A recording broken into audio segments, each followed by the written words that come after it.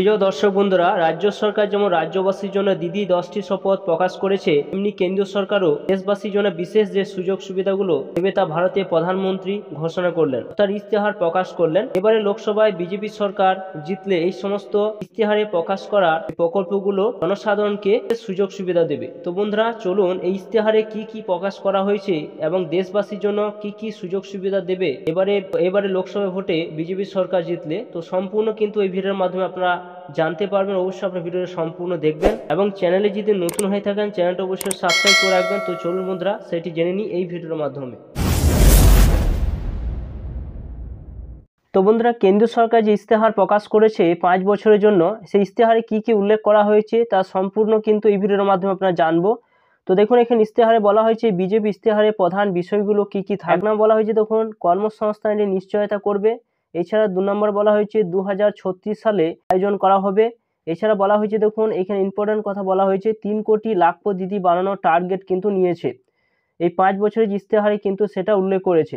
এছাড়া বলা হয়েছে যে নারী সংরক্ষণ বাস্তবায়নের প্রতিশ্রুতি, কৃষির অবকাঠামো উন্নয়ন এবং জেলেদের একটা প্রকল্প কিন্তু সেখানে তৈরি করবে, এখানে যেটা বলা হয়েছে। এছাড়া বলা হয়েছে যারা ই শ্রম কার্ড রয়েছে তাদের জন্য কিন্তু একটা বিশেষ কিন্তু এই ইস্তেহারে প্রকাশ করা হয়েছে। বলা হয়েছে ই শ্রম কার্ডের মাধ্যমে কল্যাণ প্রকল্প থেকে উপকৃত হওয়া। এছাড়া যারা যোগ ব্যায়ামের অফিসিয়াল সার্টিফিকেট প্রদান করা হবে। এছাড়া বলা হয়েছে 2025 উপজাতীয় গর্বের বছর। বলা হয়েছে সকল ক্ষেত্রে ওবিসি এসসি এসটি প্রতি শ্রদ্ধা। গ্লোবাল ম্যানুফ্যাকচারিং হাব তৈরি প্রস্তুতি। সারা বিশ্বে পালিত হবে রামায়ণ উৎসব। এছাড়া অযোধ্যার উন্নয়ন, এক জাতি এক নির্বাচন, যেটা বলা হয়েছে। এছাড়া এখানে বলা হয়েছে দেখুন যে রেলওয়েতে অপেক্ষমান তালিকার সমস্যা দূর, উত্তর পূর্ব ভারতে উন্নয়ন। এছাড়া বলা হয়েছে যে এআই, সেমিকন্ডাক্টর এবং স্পেস সেক্টর বিকাশ করা।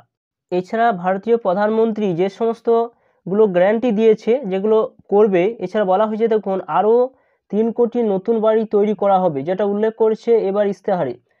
2 নম্বর বলা হয়েছে দেখুন সব বাড়ির জন্য সাশ্রয়ী মূল্য পাইপলাইনের জন্য একটা কাজ, অর্থাৎ পাইপলাইনের মাধ্যমে কিন্তু সে গ্যাস সরবরাহ করা হবে প্রত্যেক বাড়িতে কিন্তু। এছাড়া বলা হয়েছে বিদ্যুতের বিল শূন্য নামিয়ে আনবে, অর্থাৎ বিদ্যুতের বিল কিন্তু শূন্য আনিয়ে আনবে, ইস্তেহার কিন্তু প্রকাশ করা হয়েছে। এছাড়া বলা হয়েছে যে পিএম সূর্যঘর যেটা প্রকল্প চালু করা হয়েছে, সেটা বলেছে যে বাড়িতে বিনামূল্য বিদ্যুৎ প্রদান করা, সেটি কিন্তু এই পিএম সূর্যঘর মাধ্যমে কিন্তু প্রদান করা হবে।